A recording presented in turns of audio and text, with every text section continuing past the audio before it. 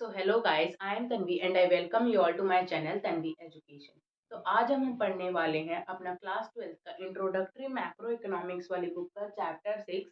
ये इस चैप्टर की एंड वीडियो है एंड पार्ट 3 वीडियो है। पार्ट 1 एंड पार्ट 2 वीडियो मैंने ऑलरेडी अपने चैनल पे अपलोड कर दी है।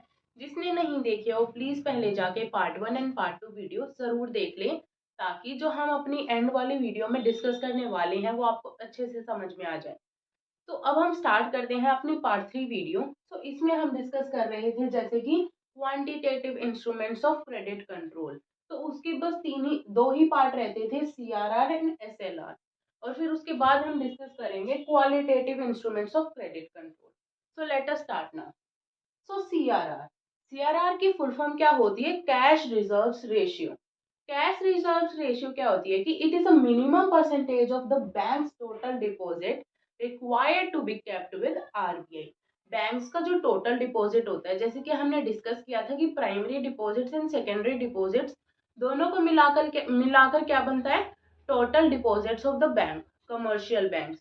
तो उसका कुछ मिनिमम परसेंटेज एक क्या होता है, आरबीआई के पास रखा जाता है, वो होता है हमारा सीआरआर। एंड उसी के थ्रू ही क्रेडिट क्रिएशन होता है। उतना परसेंट, जैसे 15% होगा, उसकी मेजरमेंट के थ्रू ही एक लिमिटेड क्रेडिट क्रिएशन करेगा वो कमर्शियल बैंक। सो अगर there is a rise in CRR, अगर जो सीआरआर है वो राइज हो जाता है, आरबीआई ही उसे राइज कर सकता है एंड फॉल कर सकता है।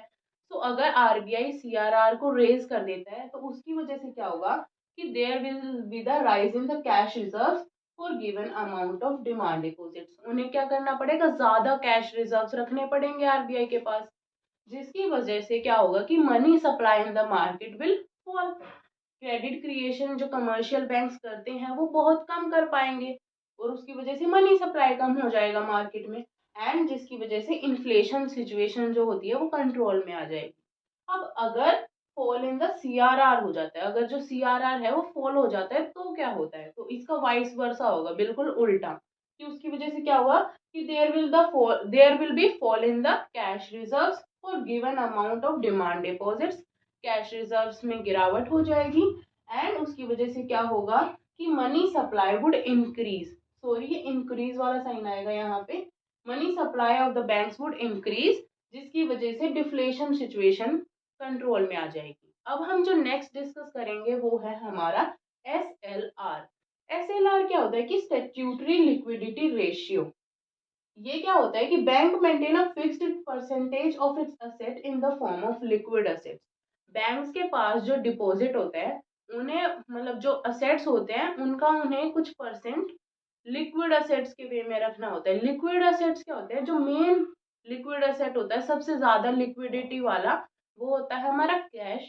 उसके बाद होता है हमारा गोल्ड, एंड थर्ड जो होता है वो है अप्रूव्ड सिक्योरिटीज। तो ये तीन चीजों के परसेंटेज के वाइस में जो असेट्स होते हैं उन्हें लिक्विडिटी असेट्स के वे में कमर्शियल बैंक्स को अपने पास रखना होता है। एक परसेंटेज फिक्स होता है, वो आरबीआई उसे फिक्स करता है। तो वो क्या क्या है? Cash, gold and approved securities, जो government securities commercial bank buy कर लेते हैं वो। तो अब हम देखते हैं कि जैसे कि अगर एसएलआर राइज हो जाता है, एसएलआर राइज हो गया, आरबीआई ने उसे राइज कर दिया, तो क्या हो गया? There will be the rise in the liquid assets to be held to the banks themself. उनको अपने पास ज्यादा परसेंटेज रखना पड़ेगा लिक्विड एसेट्स का, जिसकी वजह से क्या होगा कि availability of the funds for CRR deposits with RBI will fall. अब उनके पास कैश रिजर्व्स के लिए जो फंड्स है वो कम हो जाएंगे, जिसकी वजह से money supply of the banks will fall and inflation situation control में आ जाएगी। अब अगर जो एसएलआर है वो फॉल हो जाता है तो क्या होगा? तो इसका बिल्कुल वाइस वर्सा होगा हमारे यहाँ पे। अगर एसएलआर फॉल हो जाता है, उसकी वजह से क्या होगा कि there will be the fall in the liquid assets with bank themselves. Liquid assets कम होंगे उनके पास, जिसकी वजह से क्या होगा, उन्हें मतलब कम लिक्विड असेट्स अपने पास रखने पड़ेंगे, जिसकी वजह से availability of the CRR funds with the deposits with RBI rise हो जाएगा। और उसकी वजह से क्या होगा कि मनी सप्लाई ज्यादा होगा उनके through, and deflation situation control में आ जाएगी। तो हमारा यहाँ पे क्वांटिटेटिव इंस्ट्रूमेंट्स हो जाता है कंप्लीट। अब हम पढ़ने वाले हैं qualitative instruments of credit control. जो हमने अभी पढ़ा है वो है क्वांटिटेटिव इंस्ट्रूमेंट्स के पार्ट।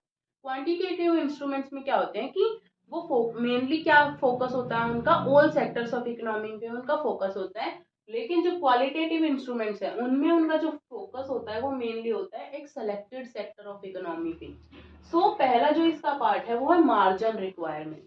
मार्जिन रिक्वायरमेंट क्या होता है कि जैसे कि हम जो सिक्योरिटी रखते हैं बैंक्स के पास लोन लेने के लिए, उसकी value minus the value that banks offer us as a loan, उनकी वैल्यू को माइनस कर देते हैं तो वो हमारा मार्जिन रिक्वायरमेंट आ जाता है।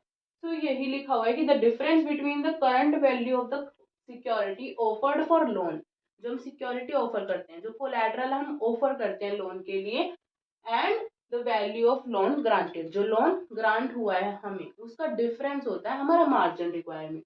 तो if there is a rise in the margin requirement, अगर मार्जिन रिक्वायरमेंट की वैल्यू राइज हो जाती है तो उसकी वजह से क्या होता है कि demand for the credit would decrease, क्योंकि क्या होगा, हमें महंगा पड़ने लगेगा वो लोन, वैल्यू ज्यादा होगी हमारे उसकी सिक्योरिटी की, लेकिन हमें लोन थोड़ा मिलेगा उसमें।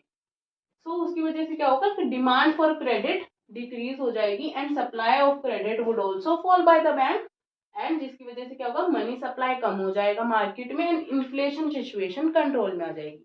और अगर हमारा मार्जिन रिक्वायरमेंट फॉल हो जाता है तो क्या होता है, तो उसकी वजह से क्या होगा कि डिमांड फॉर क्रेडिट इंक्रीज हो जाएगा, जिसकी वजह से सप्लाई ऑफ क्रेडिट इंक्रीज हो जाएगा बैंक्स के थ्रू, एंड मनी सप्लाई भी इंक्रीज हो जाएगा, जिसकी वजह से डिफ्लेशन सिचुएशन कंट्रोल में आ जाएगी। अब हम जो नेक्स्ट पढ़ेंगे वो है रैशनिंग ऑफ क्रेडिट। अब क्या होता है कि अगर हम किसी भी बिजनेस के लिए हम कोटा लेते हैं तो कुछ फिक्स होता है कि इस बिजनेस के लिए इतना परसेंट लोन मिल सकता है, कुछ रैशनिंग होती है उसमें, तो वो हम पढ़ेंगे कि the fixation of the credit quotas for different business activities, different business activities के लिए एक परसेंटेज फिक्स कर देते हैं कोटे की लोन्स के ऊपर। तो अगर इंट्रोडक्शन ऑफ क्रेडिट रैशनिंग हो जाता है, इंट्रोडक्शन कर देते हैं मतलब उसे लागू कर देते हैं, तो क्या होता है कि supply of the credit by bank would fall, supply कम हो जाएगी क्रेडिट की, जिसकी वजह से क्या होगा कि मनी सप्लाई भी फॉल हो जाएगा एंड इन्फ्लेशन सिचुएशन कंट्रोल में आ जाएगी। अब अगर withdrawal of the credit rationing हो जाती है, विड्रॉ कर लिया, जो कोटा फिक्स होता है वो विड्रॉ कर लिया, वापस हो गया, तो उसकी वजह से क्या होगा कि supply of the credit would increase by the bank and money supply भी इंक्रीज हो जाएगा उसकी वजह से, और क्या होगा, डिफ्लेशन जो सिचुएशन होती है वो कंट्रोल में आ जाएगी। अब थर्ड है वो है मोरल सुएशन। मोरल सुएशन में क्या होता है कि rendering advice to commercial banks by RBI to follow its directives. क्या होता है कि कुछ एडवाइस जो कमर्शियल बैंक्स को दी जाती है, किसके थ्रू, आरबीआई के थ्रू, कुछ टर्म्स एंड कंडीशन उन्हें माननी पड़ती हैं आरबीआई की, इन्हें कमर्शियल बैंक्स उन्हें को माननी पड़ती है, and the banks are advise to restrict loan during inflation, और उन्हें क्या करना पड़ता है कि जो लोन वो देते हैं उन्हें रिस्ट्रिक्ट करना पड़ता है जब इन्फ्लेशन सिचुएशन आती है, एंड लिबरल करना पड़ता है जब डिफ्लेशन सिचुएशन आती है। जब डिफ्लेशन सिचुएशन आएगी तो क्या होगा, आरबीआई उन्हें ऑर्डर करेगा कि आप ज्यादा से ज्यादा लोन करो, प्रोवाइड करो, लोगों को क्रेडिट सप्लाई ज्यादा करो मार्केट में। ये उन्हें रिस्ट्रिक्ट करना पड़ता है आरबीआई के थ्रू, ये उन्हें ऑर्डर आता है एक टाइप से। क्या होता है कि moral suasion is both persuasion and pressure. एक तो होता है कि एडवाइस देगी, अब अगर कमर्शियल बैंक्स एडवाइस को नहीं मानेंगे